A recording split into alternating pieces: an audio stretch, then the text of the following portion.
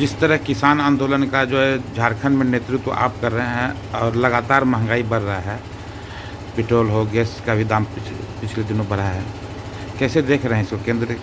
केंद्र एक तरफ कहता है कि हम किसान की आय को दुगनी करेंगे। किसान का आय डायरेक्ट और इनडायरेक्ट पेट्रोल डीजल की कीमत से जुड़ी हुई है। एक तरफ आप पेट्रोल डीजल को सैकड़ा का आंकड़ा पार कर रहा है और दूसरी तरफ आप कहते हैं कि उन्हें आत्मनिर्भर करेंगे, उन्हें हम सारी सुविधाएं देंगे, आय दुगनी करेंगे। ये दोनों वर्ड आपको आयरनिकल नहीं लगता कि कहना कुछ है और आप अर्थव्यवस्था को किसी और दिशा में ले जा रहे हैं?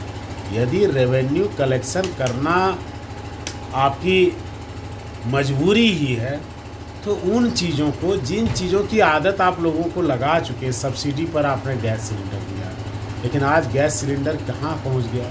आप देखिए, आप पता कीजिए कि जितना गैस सिलेंडर आवंटित हुआ उसमें आज के दिन में फिलअप क्या हो रहा है? लोगों के यहाँ शोभा की वस्तु बन गया है। आप देखिए डीजल और पेट्रोल में इतनी बढ़ोतरी हो गई है कि लोग अब कतराने लगे हैं कि कैसे हम आगे के दिनों में मूव कर पाएंगे। ज़िंदगी ठहरी ठहरी नज़र आ रही है। इससे इनडायरेक्ट और डायरेक्ट रूप से कृषि की गतिविधियाँ, मैं अपने डिपार्टमेंट को बता रहा हूँ कि उनका इनपुट महंगा होते जा रहा है, मुनाफा कम होते जा रहा है। इससे कृषि में क्षेत्र में और उदासीनता आएगी, उत्पादन में कमी आएगी। जब मुनाफा में कमी आएगा तो उत्पादन में कमी आएगा, फिर देश में अन्न का संकट भी पैदा हो सकता है।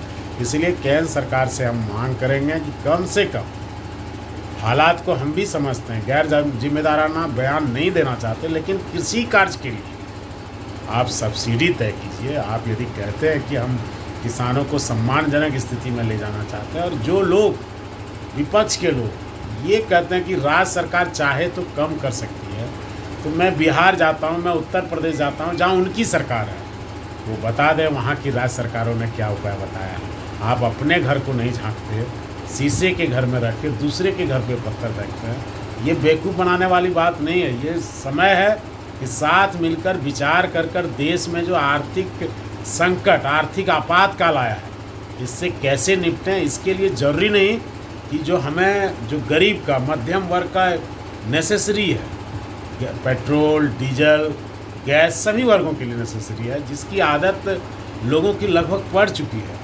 उसको बेहिसाब मजबूरी में खरीदना पड़ रहा है। इससे होगा क्या? लोग अपना हेल्थ पर कम खर्चा करेंगे, इनकम तो बढ़ाने हैं, लोग बच्चों के एजुकेशन पर कम खर्चा करेंगे।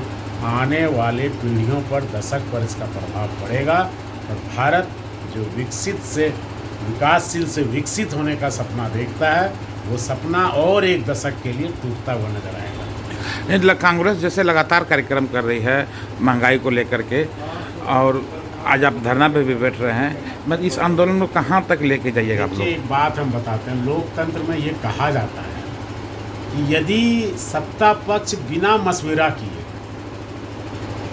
अपने मन से संवैधानिक शक्तियों का दुरुपयोग करके कोई बिल और कानून लाता है तो उसके पीछे षड्यंत्र लगता है। और यदि विपक्ष सड़क पर ना आए तो ये समझा जाता है कि विपक्ष कमज़ोर था, तभी शासक निरंकुश हो गया। जिस तरह कृषि स्टेट सब्जेक्ट है, इन्होंने बिना विधानसभाओं को विश्वास में लिए, लोकसभा और राज्यसभा में बहस कराए, स्टैंडिंग कमेटी, डिपार्टमेंटल कमेटी से फॉर्मेलिटीज पूरा किए बिना इस देश पर जो कानून थोपने का काम किया, संविधान की शक्ति, प्रदत्त शक्तियों का दुरुपयोग किया और राज्यों को जो शक्तियां प्राप्त है उस पर बालात प्रहार किया, colourable exercise of central government, ये डेथ वारंट है।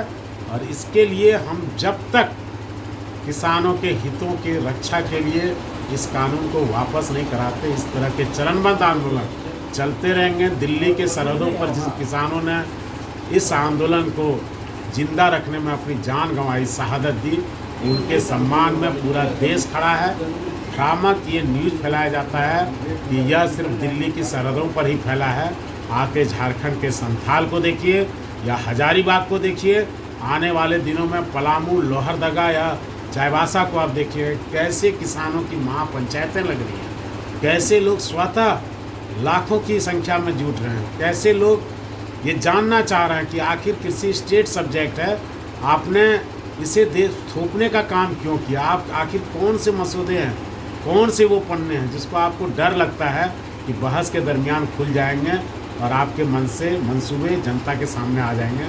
जबकि ये बात सच है कि पूरे देश में तकरीबन हर जगह आपकी सरकार है, आप तो बाजीगर हैं, आप हारते हैं, जनादेश आपको नहीं मिलता है, फिर भी आप कलाकारी करके आप झपट के जनादेश लेते हैं, तोड़ मड़ोड़ में माहिर हैं।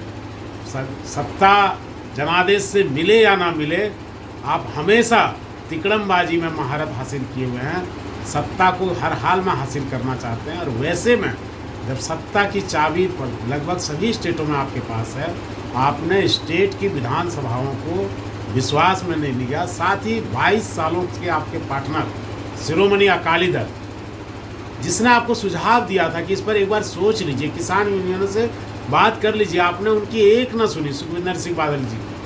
और नतीजा ये हुआ, आप हम विपक्ष, आप हम पर आरोप लगा रहे हैं, आपके जो पार्टनर हैं, अलायंस पार्टनर हैं, उसके minister Harsimrat Kaur, food and supply minister ने इस्तीफा दिया। देश जानना चाहता है कि आखिर आपके ही पार्टनर ने आपको इस मुद्दे पर क्यों अकेला छोड़ दिया।